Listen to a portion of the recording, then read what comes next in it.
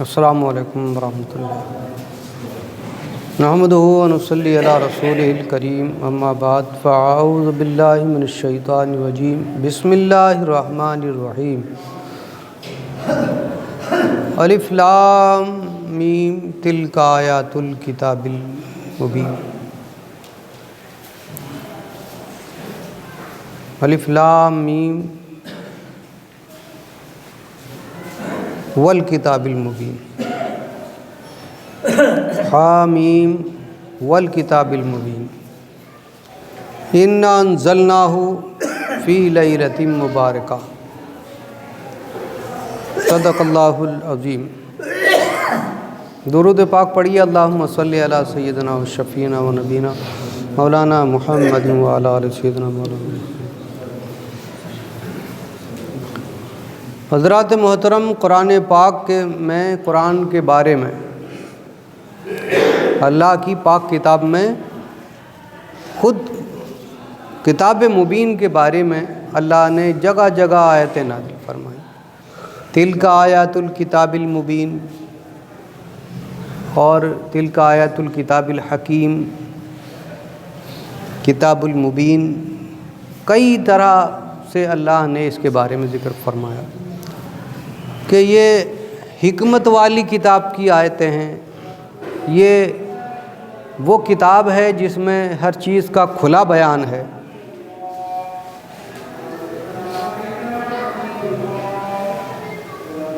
پچیسویں سپارے میں اللہ تبارک و تعالیٰ نے ارشاد فرمایا انا انزلناہ فی لیلۃ مبارکہ، بے شک ہم نے اسے جو ہے کتاب کو برکت والی رات میں اتارا۔ برکت والی رات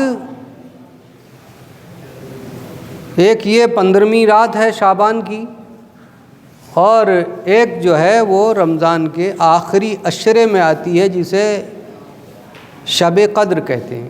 ایک شب برات، ایک شب قدر، دو راتیں سال میں ایسی برکت والی آتی ہیں کہ جس میں اللہ تبارک و تعالیٰ کی رحمتیں بے پناہ اپنے بندوں پر اترتی ہیں۔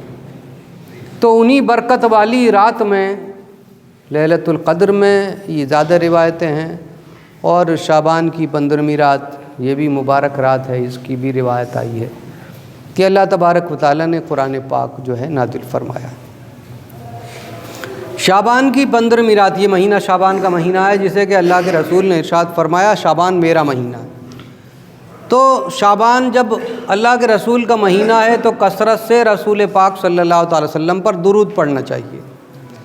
اللہ کا حکم بھی ہے مسلمانوں، ان اللہ و ملائکتہ یصلون علی النبی یا ایھا الذین آمنوا صلوا علیہ وسلموا تسلیما، بے شک اللہ اور اس کے فرشتے نبی پر درود بھیجتے ہیں۔ اے ایمان والو، اللہ نے حکم فرمایا اے ایمان والو تم بھی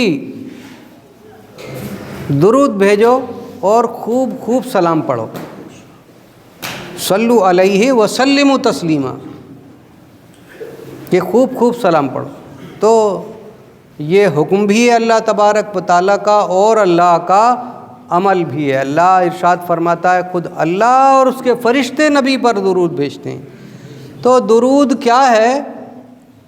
یہ کلمہ تحسین ہے،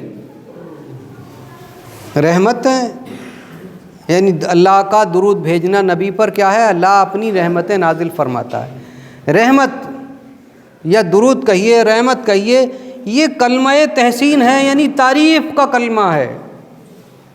یہ کہیے اللہ اپنے محبوب کی تعریف کرتا ہے، بیان کرتا ہے، کیونکہ جب درود پڑھا جائے گا ظاہر بات ہے ذکر ہوگا، تو اللہ اپنے محبوب کا ذکر فرماتا ہے، اور فرشتے بھی ان اللہ و ملائکتہ یصلون، اور فرشتے بھی نبی کا ذکر کرتے ہیں، درود پاک پڑھتے ہیں۔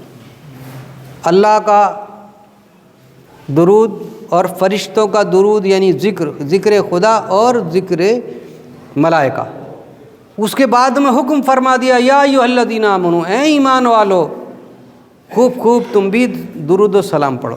تو تم بھی درود پڑھو اور سلام پڑھو۔ اس سے مراد یہ ہوئی کہ اللہ بھی اپنے نبی کا ذکر فرماتا ہے، فرشتے بھی نبی کا ذکر کرتے ہیں، اور ایمان والوں سے بھی حکم ہے کہ تم بھی نبی کا ذکر کرتے رہو۔ تو یہ مہینہ شعبان کا مہینہ کثرت سے درود پاک پڑھنے کا ہے۔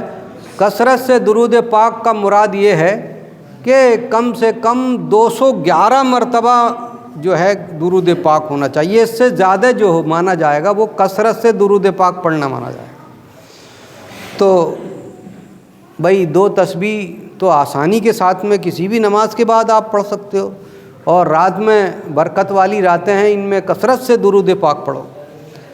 یہ سرکار مدینہ صلی اللہ تعالیٰ علیہ وسلم کی بیوی ام المومنین حضرت عائشہ صدیقہ رضی اللہ تعالیٰ عنہا سے روایت ہے کہ ایک رات سرکار میرے بستر میں سوئے ہوئے تھے کہ اچانک آدھی رات کے وقت میری چادر سے نکلے، اور نکل کر آپ نے وضو کیا، اور پھر اندھیرے میں ہی، اس وقت لائٹ ہو کر روشنی تھوڑی تھی، چراغ تھوڑی دیر کے لیے جلاتے تھے پھر وہ بجھا دیا۔ اللہ کے رسول سرکار مدینہ صلی اللہ تعالیٰ علیہ وسلم نماز پڑھنا شروع، بڑی دیر ہو گئی، میں نے ٹٹویا۔ آپ ارشاد فرماتی کہ میں نے اندھیرے میں ٹٹویا تو آپ کا پاؤں سے میرا ہاتھ چھو گیا، دیکھا تو سرکار سجدے کی حالت میں تھے، سجدے کی حالت میں لمبا لمبا سجدہ رات میں سرکار اپنے رب کے حضور کرتے۔ اس میں رب سے دعا تھی، رب حبلی امتی، ہے رب تو میری امت کو میرے حوالے کر دے، بخش دے۔ ایک روایت آئی ہے کہ حضرت عائشہ صدیقہ رضی اللہ تعالی عنہا فرماتی ہیں کہ سرکار میرے حجرے میں سے، میری چادر میں سے نکلے تو میں نے یہ سوچا کہ شاید اللہ کے رسول کسی دوسری بیوی کے پاس دوسرے حجرے میں تشریف لے گئے۔ میں بھی اٹھی اور پیچھے پیچھے سرکار کے چلتی۔ سرکار چلتے ہوئے جنت البقیع پہنچے، یعنی قبرستان ہے جنت البقیع، قبرستان ہے کچھ دوری پر، سرکار کے روضے سے کچھ دوری پر پورب کی جانب کو قبرستان پہنچے۔ قبرستان میں اور سرکار وہاں کھڑے ہو کر دعا کے لیے ہاتھ اٹھا دیے، بڑی دیر رقت کے ساتھ دعا کرتے رہے، اپنی امت کی مغفرت کی دعا کرتے رہے، برکت رحمتوں کی دعا کرتے رہے۔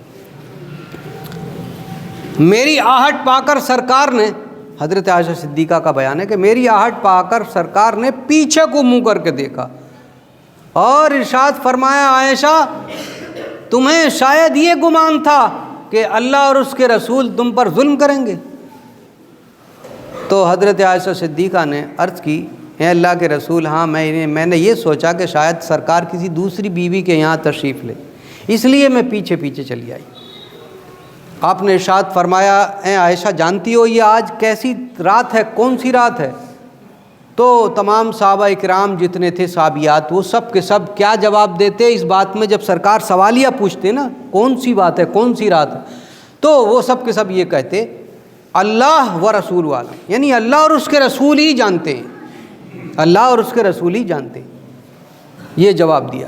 تو سرکار نے ارشاد فرمایا، عائشہ یہ 15ویں شعبان کی رات ہے اور یہ برکتوں والی رات ہے، اس میں اللہ تبارک و تعالی آسمان دنیا پر اپنا جلوہ فرماتا ہے، اپنا جلوہ فرماتا ہے، اور بار بار ارشاد فرماتا ہے کوئی جو مجھ سے مغفرت چاہے تو میں اسے معاف کر دوں، ہے کوئی مجھ سے جو آج جو دعا مانگے میں اسے قبول کروں۔ یہ وہ رات ہے اے عائشہ کہ اللہ تبارک و تعالی بنو کلب قبیلے کا نام تھا اس میں عرب میں، اور اس میں سب سے زیادہ بکریاں پالی جاتی تھیں، پالتے تو ہر قبیلے والے تھے مگر بنو کلب کی جو قبیلے والے تھے سب سے زیادہ بکریاں پالتے تھے۔ تو سرکار نے ارشاد فرمایا کہ بنو کلب کی بکریوں کے بالوں کے برابر اللہ تبارک و تعالی آج کی رات جو دوزخیوں کو، جن پر دوزخ فرض ہو چکی، واجب ہو چکی، ان کو دوزخ کے عذاب سے نجات عنایت فرماتا ہے۔ اب بتاؤ ایک بکری کے جسم پر کتنے بال ہیں، گنے نہیں جا سکتے۔